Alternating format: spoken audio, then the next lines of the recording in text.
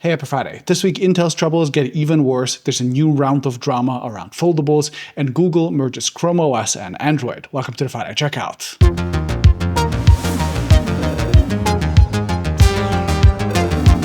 This video was sponsored by Nebula.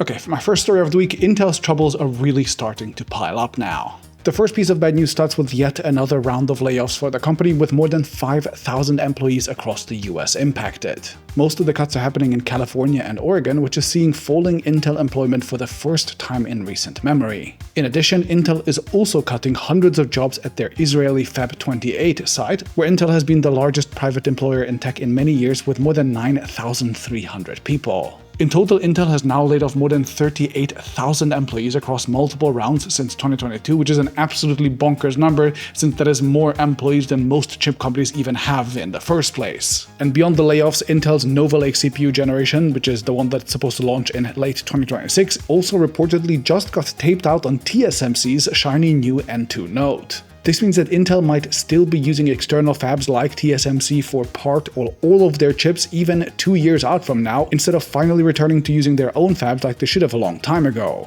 And finally, Reuters recently also reported that Intel is potentially writing off their next manufacturing process called 18A, at least for external customers as well. So they'll just use 18A internally for themselves and not also for other customers like they were originally planning to. All of these stories combined paint a very grim picture for Intel's manufacturing future. Meanwhile, TSMC just announced that it would speed up construction of its second and third plants in Arizona by several quarters thanks to US demand for their chips increasing. Tough times, but okay, to lighten things up for my second story of the week, we have to talk about some silly foldable drama with some brand new twists and turns. You might have heard by now that famous leaker Ice Universe showed off a side-by-side comparison of the Honor Magic V5, which was announced as the world's thinnest foldable at 8.8mm, and the new Samsung Galaxy Z Fold 7, which was supposedly 0.1mm thicker on paper. But Ice ran a bunch of tests that clearly showed that in reality, the Samsung phone was actually thinner. While digging deeper, Sam Mobile found that Honor incredibly hid in their fine print that their measurement, quote, does not include the inner and outer screen protective films and the raised part of the camera. That's weird because those films are actually applied by Honor, and they also tell you not to remove them, especially the inner one, that is.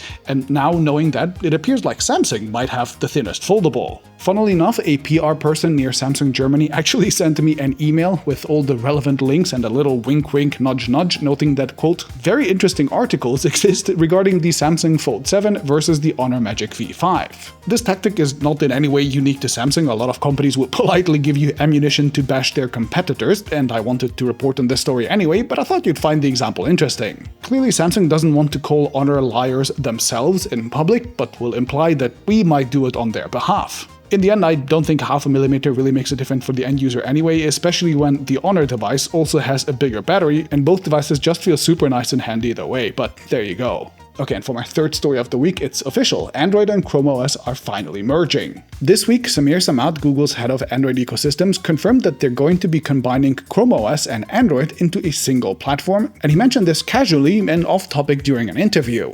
This wasn't a press release or anything official, he just kind of dropped it on the side. Anyway, Android Authority already reported that they thought this would be happening back in 2024, so it's not exactly a surprise, but now it's official. After the interview, Samat tweeted out that, quote, great to see so much interest in this topic. To reiterate what we announced in our 2024 blog post, we're building the ChromeOS experience on top of Android underlying technology to unlock new levels of performance and make your laptop plus phone work better together. We don't really know what this change will mean in practice beyond ChromeOS having presumably improved integration with Android handsets and smartwatches and also Android apps. Okay, and moving on to our release monitor, we start with new swimming goggles from Form called the Smart Swim 2 Pro, which offer upgraded lenses now made from Corning's Gorilla Glass 3. I've never even heard of their predecessors, but this looks like a cool use for smart glasses for once. And next, Sony is launching their first upgrade to their cult classic RX-R1 in 10 years. This is a full-frame camera with a fixed lens, kind of like a Leica would be, and it also has the price tag to match at a pretty hefty $5,100. And talking of cult classics, Razer launched a new set of Pokemon editions of their standard Black Widow, Kraken, and Cobra devices. You have to pay a little extra to have Pikachu and his friends on your gaming gear, and this is way more bling than I like to have on my tech personally, but hey, I think the Pokemon lovers who gotta catch 'em all might like these. Then next, Tecno went official with its Phantom Ultimate G Fold concept after earlier leaks. Being able to carry what is basically a whole tablet in your pockets still sounds pretty cool to me, though this is just a concept device to be showcased at MWC 2026. Meanwhile, actually available are Seagate's 30TB $600 hard drives, which use the heat-assisted magnetic recording or HAMR technology that we reported about earlier. Anybody can buy these now, nice.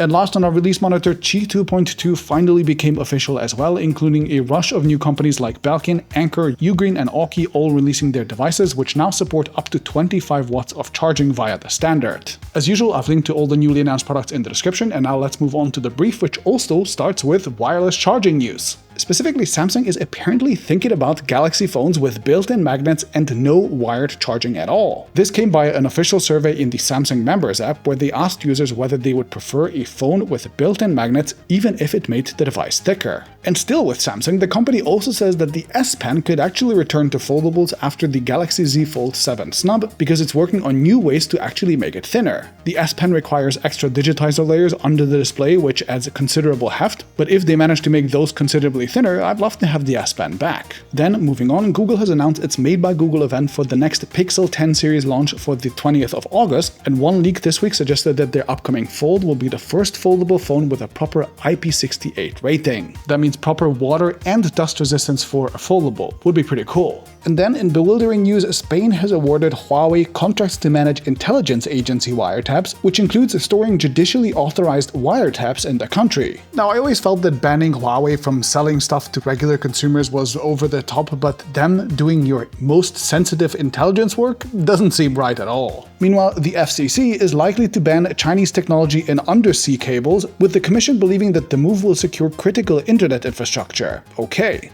And next, in good news, Cyberpunk 2077 has finally come to macOS for Apple Silicon Macs with more than 16 gigs of RAM this week. The game should support Metal 3 natively, and it will be available over the Mac App Store or over Steam. I've actually been listening to music from Cyberpunk all day today. It's giving me goosebumps from all the memories, and I'm really happy that the Mac owners can finally explore Night City as well. And also this week, Meta says that they're cracking down on Facebook creators who steal content, and they've also penalized more than 500,000 creators for spammy tactics already. Plus, they will now more prominently show who the original uploader is on their platforms. Of course, presumably their system still encourages everyone to steal content from other platforms, but at least within the walls of the Instagram garden, things are moving slightly into the right direction. Okay, and as you might know, I'm in the process of preparing a review of the Fairphone 6 for my TechAltar channel that should come out very soon, and to get some more context on a bunch of Fairphone decisions, like what software plans they have for the future, or how well their sales are going so far, I had a call with Fairphone's head of product and also their product manager. I recorded the whole call and put it live for Nebula viewers, who as usual get exclusive bonus content to dive deeper into topics that I work on. Now, I've heard a lot of positive feedback about background videos like these, but lately Nebula is also becoming home to big budget documentaries like Bobby Broccoli's masterful 17 Pages, which are just on a whole new level. 17 Pages to me was more impressive than most things that I've seen even in cinema lately, as it had one of the most clever twists that I've seen in a video yet, and it's a genuinely thrilling 1.5-hour documentary about one of the most bitter, high-profile scientific scandals in our history. It follows the story of how allegedly forged data in a research paper from MIT led to an investigation by the Secret Service, huge public backlash, and drama involving a Nobel laureate, and it asks you to think critically about who might be right. Nebula is our very own streaming platform where thoughtful creators like Bobby Broccoli come together to bring our most dedicated viewers more and better videos in exchange for them supporting our businesses and financing the creation of our most ambitious projects. In a sea of AI-generated clickbait nothing flooding everything, Nebula is a safe haven full of quality videos made by humans who actually care. Our business model is refreshingly simple. You support us directly, and we in exchange give you more and better content. No ads,